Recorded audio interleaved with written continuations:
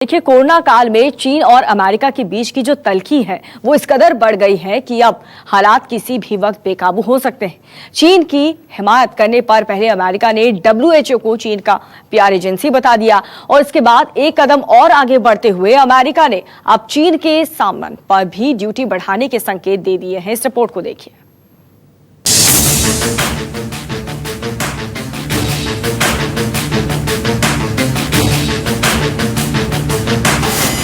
WHO पर चीन America में बड़ी तकरार।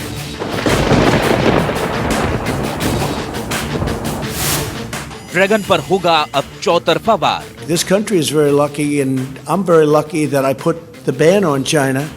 चीन के माल पर ड्यूटी बढ़ेगी।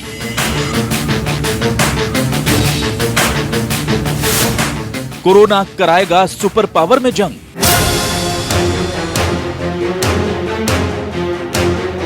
कोरोना ने पूरी दुनिया का सुख चैन तो छीना ही, साथ ही छीन लिया है देशों के बीच के भरोसे को भी। कोरोना ने दुनिया का अर्थगणित तो बिगाड़ा ही, साथ ही बिगाड़ दिया है दुनिया का भाईचारा भी। तभी तो इस धरती की दो महाशक्तियां अमेरिका और चीन युद्ध के मुहाने पर खड़ी हैं। कभी कोरोना के जन्म को लेकर तो कभी WHO की भूमिका को लेकर अमेरिका चीन पर आग बबूला हो रहा है। कोरोना वायरस की वजह से वर्ल्ड हेल्थ ऑर्गेनाइजेशन अमेरिका और चाइना के बीच तल्खी की एक नई वजह बन गया है। अमेरिका के राष्ट्रपति ट्रंप ने वर्ल्ड हेल्थ ऑर्गेनाइजेशन को चीन का PR एजेंसी तक कह डाला है और कहा है कि आने वाले दिनों में वे चीन पर आर्थिक हमले भी करेंगे। राष्ट्रपति ट्रंप ने चेतावनी दी है कि चीन द्वारा अमेरिका में भेजे जाने वाले माल पर अब इंपोर्ट ड्यूटी और ज्यादा बढ़ा दी जाएगी और इन सब वजहों से अमेरिका और चीन के बीच की तल्खी और ज्यादा बढ़ गई है। अमेरिका ने अब चीन की आर्थिक कमर तोड़ने का मन बना लिया है। राष्ट्रपति डोनाल्ड ट्रंप ने बयान दिया है कि कोरोना वायरस जैसी गंभीर बीमारी के मामले में चीन ने जो लापरवाही की है, उसके बाद चीन के सामने बढ़े हुए टैरिफ यानी कि अतिरिक्त टैक्स झेलने का ही एकमात्र रास्ता बच जाता है। ट्रंप ने कहा है कि हम लोग देख रहे हैं कि आगे क्या होने जा रहा है। चीन के नजरिए से बहुत कुछ हो रहा है। जो कुछ हुआ है निश्चय ही उससे हम लोग खुश नहीं हैं। सभी 182 देशों के लिए ये बेहद बुरा दौर है। We did a trade deal and everybody was very happy. There's nobody ever been tough on China like I've been tough on China. I got elected at least partially because of borders and military and different things, but one of the things I'd say is how China and other countries are ripping us off. So recently we signed a trade deal with China a number of months ago.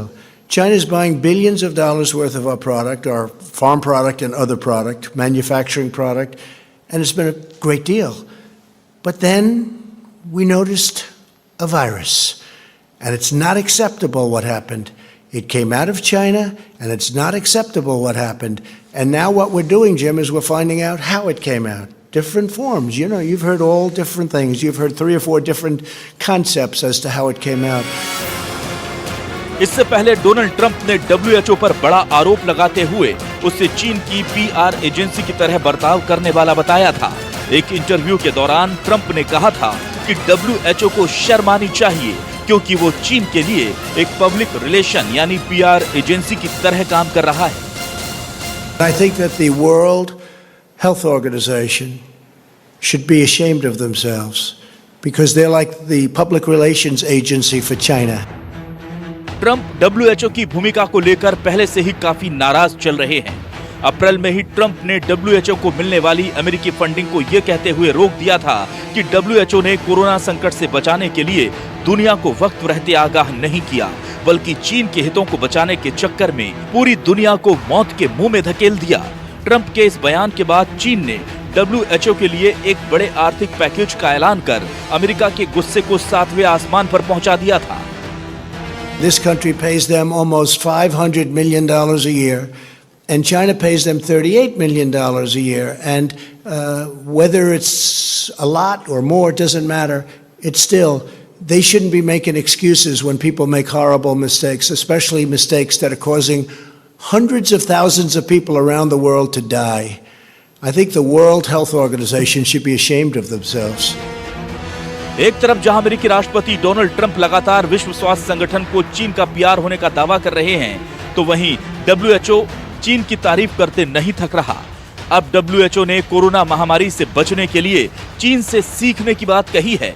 संस्थान की तरफ से जारी एक बयान में कहा गया है, चीन ने इस महामारी को बेहद समझदारी से संभाला है।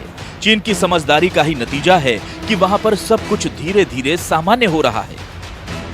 ऐसा नहीं कि अमेरिका के आरोपों का जवाब सिर्फ WHO की तरफ से आ रहा है, बल्कि अब चीन ने भी अमेरिका के खिलाफ बड़ी मुहिम छेड़ दी है। अमेरिका बार बार चीन पर कोरोना को लेकर देरी से आगाह करने का आरोप लगा रहा है, जिसके जवाब में चीन कहता रहा है कि हमने वक्त रहते पूरी दुनिया को आगाह किया था। ट्रंप ने यह भी कहा है कि चीन ने WHO यानी विश्व स्वास्थ्य संगठन के साथ मिल करके एक तरह से आपराधिक षड्यंत्र करके विश्व स्वास्थ्य संगठन को गुमराह किया और इस तरह से विश्व में कोरोना वायरस के संक्रमण या उत्पत्ति के बारे में गलत बयानी की। उनका ये बयान अगर हम और चीज़ों के परिप्रेक्ष्य में देखें तो काफ़ी सही है। कहा जाता है कि 10 दिसंबर को चीन का पहला केस चीन के वुहान में आया था, जिसके जो ये अंदाज़ा लगाया गया था कि वहाँ के एनिमल मार्केट से संक्रमित हुआ है। उस वक्त भी चीन ने ये नहीं माना था कि ये आदमी से आदमी में यानी मनुष्य से मनुष्य में संक्रमित हो सकता है। चीन ने 31 दिसंबर को WHO को ये बताया कि एक नई तरह का निमोनिया चीन में आया है, लेकिन उसको घबराने की कोई बात नहीं है क्योंकि सब कुछ कंट्रोल में है। 30 जनवरी को WHO ने बताया कि हाँ, ये महामारी का रूप ले चुकी है और इसलिए इससे निपटने की विश्व में बहुत बड़े पैमाने पर तैयारी करने की आवश्यकता है। इन 30 दिनों में विश्व स्वास्थ्य संगठन ने इस पर ध्यान नहीं दिया, इसलिए ये कहा जा रहा है कि विश्व स्वास्थ्य संगठन की इसमें लापरवाही हुई। चीन ने अमेरिका को झूठा साबित करने के लिए एक एनिमेटेड वीडियो ट्वीट किया है। गुरुवार को फ्रांस में चीन के दूतावास ने ट्विटर पर इसे पोस्ट किया। इसे नाम दिया गया वंस अपॉन अ वायरस। इस वीडियो में कोरोना वायरस की शुरुआत से लेकर अब तक की टाइमलाइन के बारे में बताया गया है। इसमें चीन और अमेरिका के बीच आरोप प्रत्यारोप को भी दिखाया गया है। चीन की तरफ से कहा जाता है कि उसने जनवरी में वायरस के बारे में जानकारी दी थी, लेकिन अमेरिका ने इस पर ध्यान नहीं दिया।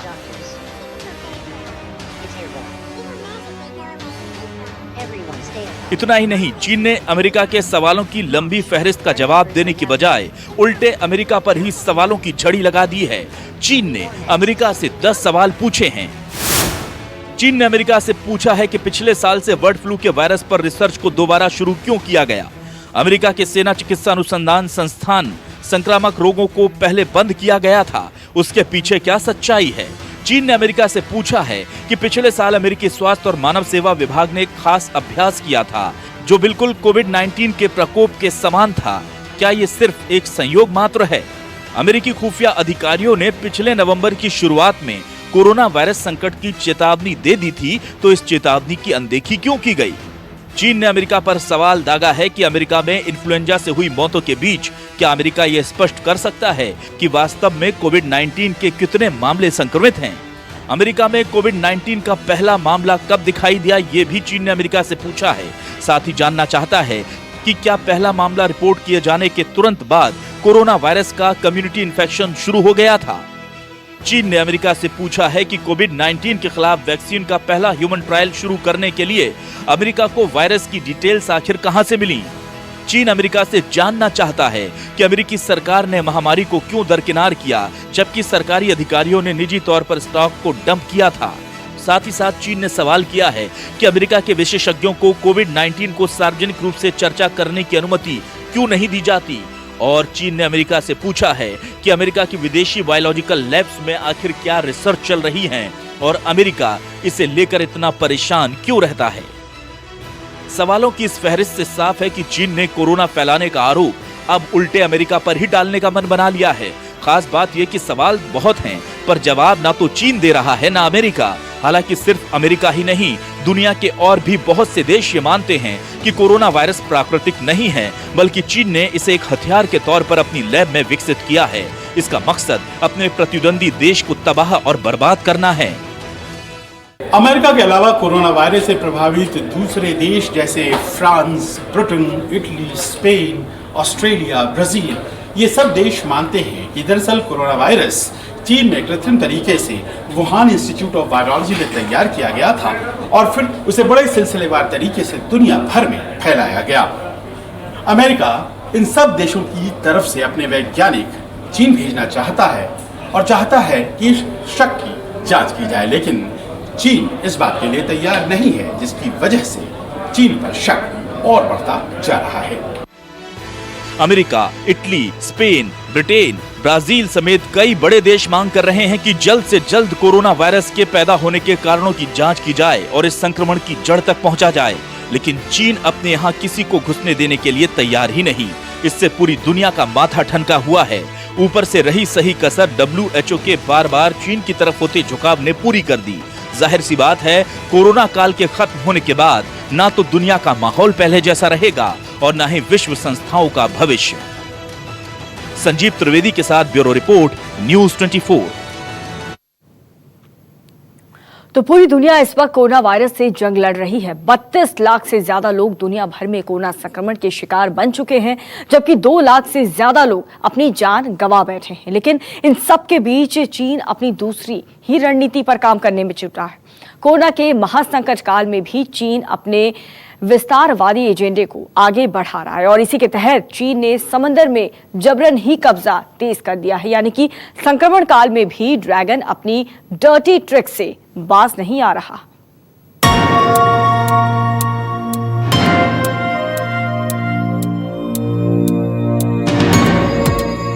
धरती पर कोरोना काल,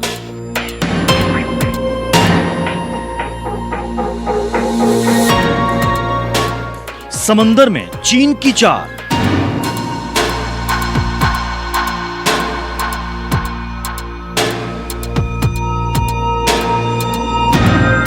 दुनिया को कोरोना में उलझाकर अपने नापाक मंसूबे पूरा करने में जुटा चीन।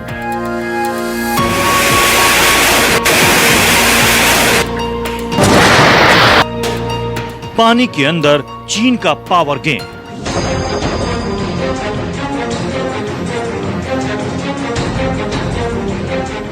समंदर में ड्रैगन ने फिर दिखाई दादागिरी।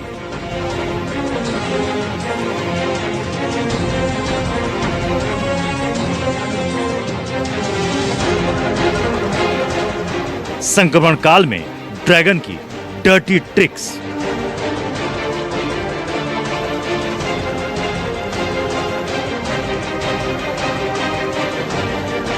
जी हां, पूरी दुनिया भले ही कोरोना वायरस से जूझ रही हो, पूरी दुनिया भले ही कोरोना से करा रही हो, पूरी दुनिया भले ही कोरोना का काट ढूंढने में लगी हो,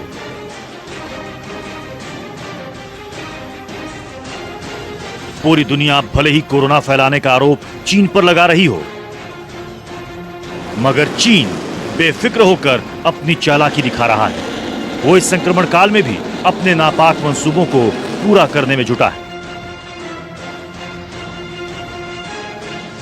इस आफत काल में भी चीन अपनी जबरन वाले रवैये से बाज नहीं आ रहा है।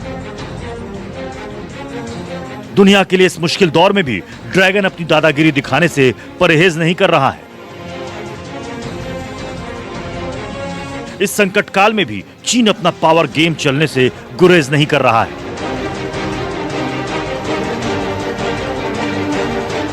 चीन ने अब अपना यह पावर गेम चला है समंदर में।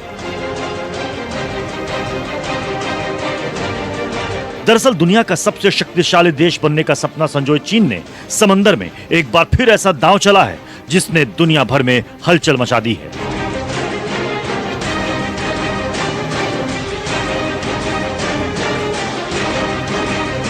चीन ने पहले तो साउथ चाइना सी में अपने युद्धपोत भेजे और अब खबर है कि जब पूरी दुनिया कोरोना से जूझ रही है तो चीन ने चुपके से साउथ चाइना सी में जबरन कब्जा तेज कर दिया है।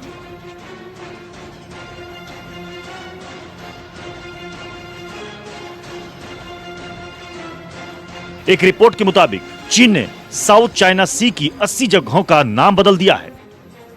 इनमें से 25 आइलैंड्स और रिफ्ट्स हैं, जबकि बाकी 55 समुद्र के नीचे के भौगोलिक स्ट्रक्चर हैं। समंदर के नीचे चीन का ये उन हिस्सों पर कब्जे का इशारा है जो 9 डैश लाइन से कवर्ड है। ये लाइन इंटरनेशनल लॉ के मुताबिक गैर कानूनी मानी जाती है। ये सारा पूरा क्षेत्रफल जो था साउथ चाइना सी का हमको देखना पड़ेगा 3.8 मिलियन स्क्वायर किलोमीटर्स उसका क्षेत्रफल है। और उसमें से जो चीन ने अपनी 9 डैश लाइन बनाई है उसमें 80% का क्षेत्रफल वो अपना मानता है और कहता है जो करीब 2000 साल पहले से लेकर ये सब जो क्षेत्र था वो उसके आधिपत्य में था। वहाँ पर उसके लोग, उसके मछुआरे वहाँ पर जाते थे फिशिंग करने के लिए, तो इसीलिए वो इसी का आधिपत्य में आना चाहिए, इसी का ओनरशिप, चीन का ओनरशिप मानना चाहिए और इसी को और आगे बढ़ाने के लिए उसने इन सब जगहों के नाम बदल दिए हैं। अब जरा समझिए कि इंटरनेशनल कानून क्या कहता है।